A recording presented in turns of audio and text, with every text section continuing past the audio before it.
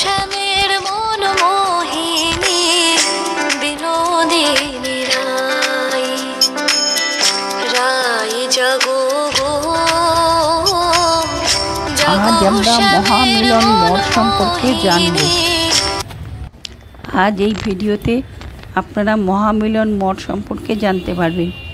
ঢুকেই বাদিকে এই অফিস থেকে প্রথমেই আপনারা ভোগ প্রসাদ খাবার কুপনটি কেটে নিন।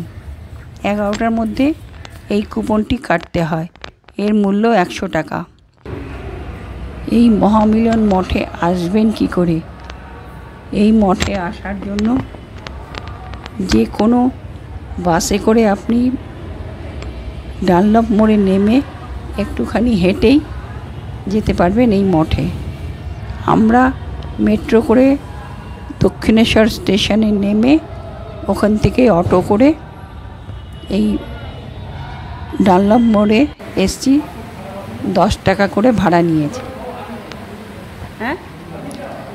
মঠে নেমেই সোজা যে মন্দিরটি দেখতে পাচ্ছেন, এখানেই শ্রী শ্রী ওঙ্কারনাথের, সীতারাম দাস ওঙ্কারনাথের বিগ্রহ ও তার ধর্মপত্নী কমলা দেবীর বিগ্রহ করা আছে। এই যে দোতলায় সীতারাম ওঙ্কারনাথের বিগ্রহ করা আছে। এই দোতলা থেকে পুরো আশ্রমটার ভিউ নিয়েছি। এই হচ্ছে মেন এন্ট্রান্স, আর এটা হলো রাধাকৃষ্ণের শ্যাম রায় নামে পরিচিত এখানে মন্দির। এই মন্দিরে এখানে শ্যাম রায়ের সাথে অষ্টসখীর মূর্তিও করা রয়েছে। এই অষ্টসখীর জনপ্রিয় তালিকার মধ্যে রয়েছে ললিতা, বিশাখা, চম্পকলতা, চিত্রা, তুঙ্গবিদ্যা, ইন্দুলেখা, রঙ্গদেবী এবং সুদেবী। এই 8 জন বিশিষ্ট গোপীর সকলেই কৃষ্ণের প্রধান স্ত্রী রাধার নানা রূপ বলে মনে করা হয়। এই আনন্দ মঠে আসলে একদম মন প্রাণ একদম জুড়িয়ে যাবে।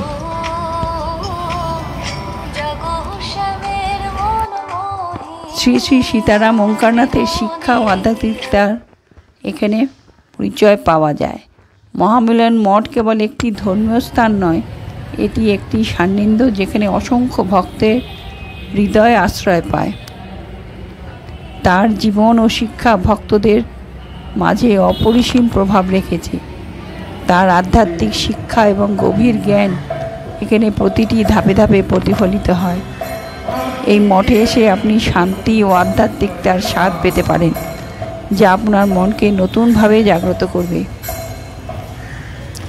আসুন আমরা মহামিলন মঠের ভেতরে প্রবেশ করি এবং গুরুজির শিক্ষা এবং এখানে প্রতিটি আচার অনুষ্ঠানের মাধ্যমে আধ্যাত্মিক জগতের সঙ্গে সংযোগ স্থাপন করি। আমাদের সাথে থাকুন এবং জানুন কিভাবে এই পবিত্র স্থান আপনাকেও আলোকিত করতে পারে। এই ভিডিওটি সম্পূর্ণ দেখার পর যদি ভালো লাগে তো লাইক শেয়ার করে দিন আর চ্যানেলটি সাবস্ক্রাইব করতে ভুলবেন না। দেখুন এখানে এখন রাধাকৃষ্ণের আরতি হচ্ছে। মশাই বসে আরতি করছে।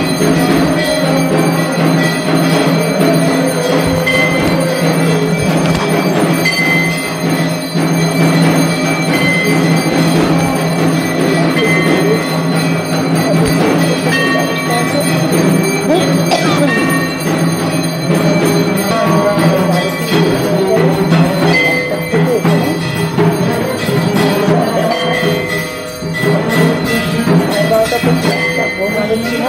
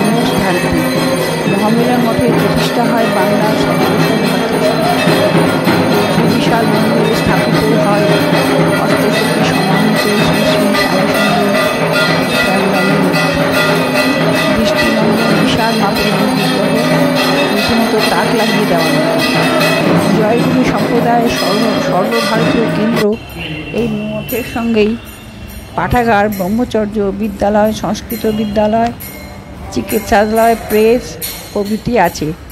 এখান থেকে প্রকাশিত হয় ধর্ম বিষয়ক নানা পুস্তক ও পত্রপত্রিকা। মঠের তরফে প্রকাশিত হয় একটি মাসিক পত্রিকা পথের আলো। মহামিলন মঠে রাধাকৃষ্ণ মন্দিরের পাশাপাশি রয়েছে মা অন্নপূর্ণার মন্দির। ঠাকুরের আশীর্বাদ নিয়ে আমরা এবার ভোগ প্রসাদ খেতে চলে আসলাম। ঠাকুরের ভোগ প্রসাদ তার অপূর্ব স্বাদ, এই স্বাদ ভোলার নয়।